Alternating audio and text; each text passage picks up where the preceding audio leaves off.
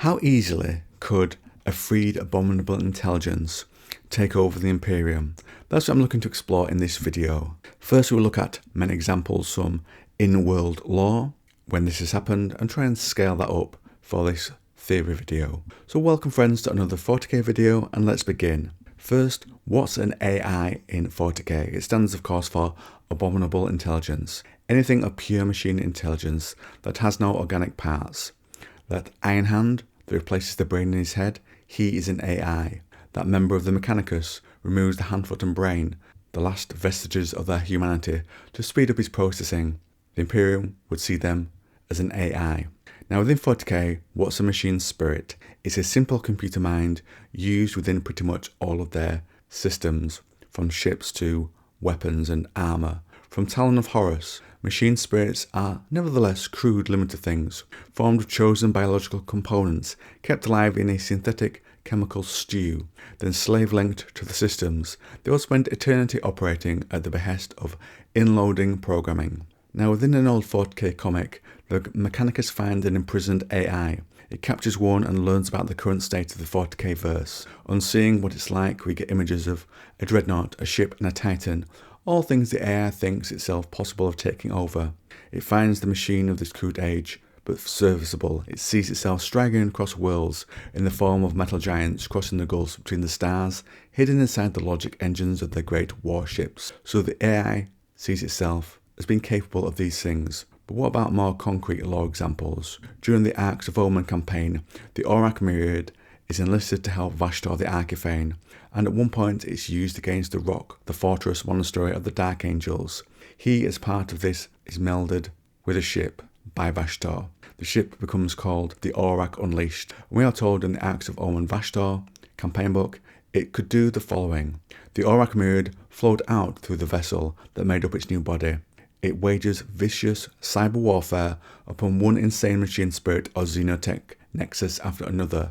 If it couldn't subsume any vessel, it cut them off. The rest it infested, adding to its own physical self a magnified cogitation network until it declared itself satisfied. So we see that even with some Xenos devices, are certainly machine spirits, it runs over like a monster truck with a scrap car.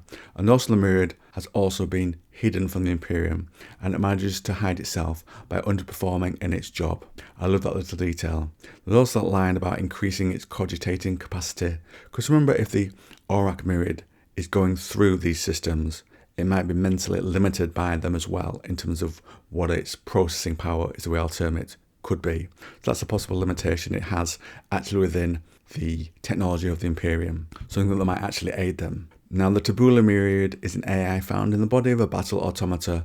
When first encountered, it takes over and draws power from a base reactor, and then it reverses the data stream on the lines. So instead of them inspecting it, it now is raiding their rune banks. They use countermeasures and try to activate weapons, but the Tabula blocks the signal, and it also cleanses a machine of chaos infection. And as the story tells it, the Abominable Intelligence is infiltrating all our systems and noospherics with its signal. It already has transmission access to the base's border beacons. Instead of alerting us to the presence of intruders, the beacons could advertise our presence to the whole of the quadrant. And it suggests a plan for Mars to be taken back, so you can see the scale it works to there, taking control of the machines of those on Mars with a little effort on its part. And for our final example, before theorising, in Man of Iron by Guy Haley. The Man of Iron has been hiding and is met by a Mechanicus party. It sees a Castellan robot with them and thinks, seeing these dumb inferior machines, saddened UR-025. There are 3 tech priests it fools while it speaks with them. It eavesdrops on their conversation. It broke surreptitiously into the closed data traffic streaming through the 3 adepts. It had to be careful. It was born of higher technology than these so-called priests could command, but they had their wiles, and UR-025 was not a dedicated information gathering unit. So again, there might be some limitations there, depending upon the variant type of AI that would be unleashed. Its methods, even it would admit, were a trifle crude. 2 of the 3 were communicating with one another in tight beam data pulsars, fast as thought and heavily encrypted. UR-025 had thousands of years of practice breaking such ciphers, and step through them was like stepping through cobwebs. They wanted it to go with them, and it agrees and later eliminates them. And let's literally have one more example. A ship with an AI in charge of it that gets into a Magos of the Mechanicus called Plosk. Just see how easily it slips into this member of the Mechanicus. Plosk's voice stopped. He could not move. The AI was in him, possessing him. Nuministan stopped, strain on the flesh parts of his face. The Space Marines aimed their guns at the column. No fire came, so their armors frozen as well.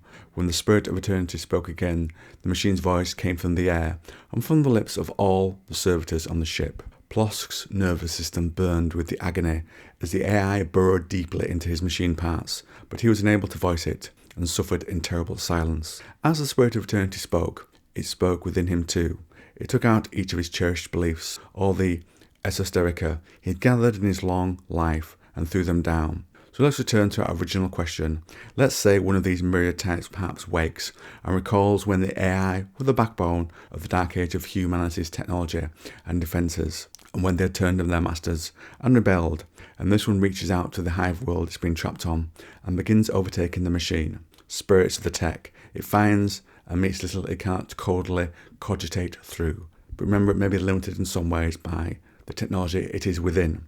The planet and its tech quickly falls, and the hive world goes silent. It manages and butchers the humans there, turning them all into pawns to its will, and then it sends out a signal to others of its kind, the few survivors that might still be out there. But wait, how does it do that, as the technology in 40k, in terms of communication, is based upon astropaths? Now, it could create its own device to transmit something, but let's go with the astropaths for now. So we have an example of an onboard, a Dark Age of Technology leisure ship. They get a psyker and co-opt them, the crew that is, to send out a signal to call others to it. And if they can undo chaos, the knowledge of psychos is not beyond them. So I think they could co-opt the ships, dig into the minds of the navigators, and use them to spread out, using the minds of the navigators to see as they go, and maybe even send signals out by co-opting the minds of the astropaths, as with that example from the Dark Age leisure ship. These ships could then go out and spread. A ship can spread out its mind, perhaps even replicate itself. I think the AI would go out and spread itself, or find and pick up others of its type. I think even the slow Imperium with the threat of the dreaded AI will begin to respond at this point, trying to track the ship, get in touch with places that have not made contact. But remember, even the Space Marines could be trapped within their armour as it flowed through their machine spirit within them. But any faction or ship or forces might be too late. The air honestly seems to easily flow over machine spirits and full members of the Mechanicus. So for me, it's more of a case of what can stop it. I think very smart members of the Mechanicus, heretically minded, and Call could, but I honestly feel it would walk into power across most of the Imperium, maybe turn the Big East throne off, or worse, it infiltrates the tech of 40k, and as the little nugget says, underperforms in its role and secretly moves through the technology of the Imperium, silently steering it from the shadows onto a further, deeper path of destruction. So let me know what you think to the lore I presented here and the theories. Do you have your own ideas? Let me know. And if you like this video on 40k, then you might also like this one. And if you want a lot of videos about 40k lore, then why not try the two playlists on the channel. One's dedicated to the Dark Age of Technology, the other is a general one that has lore on everything.